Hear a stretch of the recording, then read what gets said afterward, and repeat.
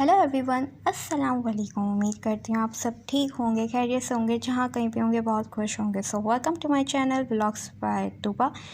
और आप सबको मेरी तरफ से बहुत बहुत ईद मुबारक। यहाँ मेरी वाइट ब्यूटी काऊ थी जो कि मुझे हाथ भी नहीं लगाने दे रही थी। मैंने बहुत कोशिश करी, शुरू में पता नहीं इसको क्या हो गया था। ऑलमोस्ट ईद का दिन था तो सारी गायें जो थी वो ज़िबा हो गई थी। इसको होना था ईद के सेकंड डे ज़िबा, तो इसलिए ये मैडम रह गई थी और इनके साथ जो 2-3 गायें थी वो रह गई थी। उसके बाद इतनी मुश्किल से इन्होंने हाथ लगाने दिया क्योंकि ये रो भी बहुत ज़्यादा रही थी। और जब से ये आई थी ना तो ये किसी को भी हाथ नहीं लगाने दे रही थी। लेकिन वही वाली बात है ना कि जानवरों से अगर आप प्यार करें तो वो भी आपको रिटर्न में प्यार ही देंगे। सो इनमें क्योंकि वफ़ादारी बहुत होती है, ये चीज़ मैंने देखी है और एक्सपीरियंस है मुझे इस चीज़ का।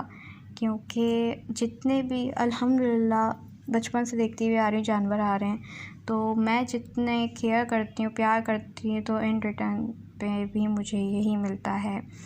वो भी मेरे पास आते हैं, मुझे प्यार करते हैं। अब जैसे ये मेरे पास आई थी, मुझसे प्यार करवा रही थी और मैंने इसकी बहुत टेक केयर की थी। इसको हर चीज़ देखना, इसकी सफाई करना।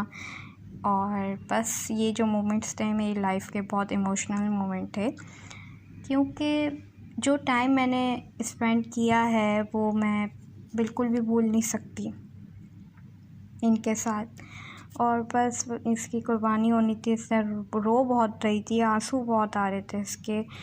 और बस मैं इसके आंसू ही साफ़ करती जा रही थी क्योंकि इन्होंने कुर्बान होना था। और बस ये जो मोमेंट थे ना, मैं बता नहीं सकती, शायद मेरे पास अल्फाज उसके नहीं है। बाद ये वीडियो जो है ये मेरे फादर ने बना के दी थी क्योंकि मुझे व्लॉग में अपनी ये वाली वीडियो डालनी थी। क्योंकि ये व्लॉग ही है वाइट ब्यूटी का, तो मैंने इसका नाम ही वाइट ब्यूटी रखा था इसी वजह से, क्योंकि इसको भी अपनी खूबसूरती पे बहुत फ़क्र था। क्योंकि मैं इसको देखती थी, अपना मुंह साफ़ करती थी, इसको पानी देती थी, तो खुद से साफ़ करती थी, अपने पाँव साफ़ करती थी। इसको बहुत शौक़ था नीट एंड क्लीन रहने का, और मैं वैसे साफ़ करती थी तो अब प्यार से साफ़ करवाती थी कि और साफ़ करो मुझे और देखो। तो मतलब जो मोहब्बत इसने दी है ना, वो मैं कभी भी अपनी ज़िंदगी में नहीं भूल सकूँगी। इवन ये कुर्बानी के टाइम पे भी मुझे हो रहा था, बहुत ज़्यादा फ़ील हो रहा था कि कैसे मतलब आप अपनी जो मनपसंद चीज़ है वो अल्लाह की राह में कुर्बान कर देते हैं। बस मेरी तो यही दुआ है कि अल्लाह पाक जो है वो हमारी कुर्बानी जो है वो कबूल फरमाए। क्योंकि कल बबलू की कुर्बानी, जैसे आप लोगों को पता है कि हो गई थी ईद के पहले दिन ही, और ईद के दूसरे दिन जो है वाइट ब्यूटी की कुर्बानी थी।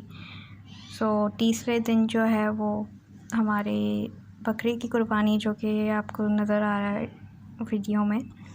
ये जो बकरा है इसको हम चाह रहे थे कि ईद के सेकंड डे ही ज़िबा करवा दें, लेकिन नहीं करवाया था क्योंकि जुम्मे का भी दिन था और फ्राइडे का दिन तो वैसे ही शॉर्ट होता है। तो इस वजह से सेकंड डे जो थी हमने अपनी जो गाय थी वो करवाई, तो वो भी लेट हो गई थी ज़िबा। और फिर उसके बाद बीच में नमाज़ भी आ रही थी और गाय ने इतना टाइम ले लिया था, तो इसलिए हमने बकरे को थर्ड डे पे रख दिया था कि थर्ड डे ही हम बकरे की कुर्बानी करेंगे ईद के तीसरे दिन ही। यहाँ जो है ये अकेला हो गया था क्योंकि ऑलमोस्ट सारे जितने भी जानवर थे कुर्बानी के वो ज़िबा हो चुके थे। चलो बोलो, हमारे चैनल को सब्सक्राइब करके जाइएगा, ओके। एंड जुम्मा मुबारक टू ऑल ऑफ यू। और उसके बाद फिर मैंने नमाज़ पढ़ी तो देखा तो गोश्त आना शुरू हो गया था हमारे घर पे कुर्बानी का, वाइट ब्यूटी का, जो कि उससे बिल्कुल भी नहीं खाया गया। और यहाँ अम्मी ने बनाई थी तवा कलीची, जो कि मैंने नहीं खाई, बिल्कुल भी नहीं खाई। और ये बन रही है अभी भी तवे पे थी, मैंने व्लॉग बना लिया था। और यहाँ बन रही थी चॉप्स जो कि बेक होनी थी ओवन में। यहाँ मैं फॉइल लगा रही थी ओवन ऑन करने।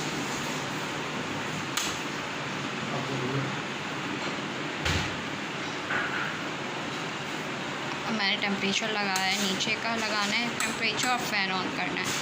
उसके बाद यहाँ हम लगाएंगे 40 मिनट्स का 180 सेंटीग्रेड पे। अगेन आप सबको मेरी तरफ से ईद मुबारक एंड अल्लाह हाफ़िज़।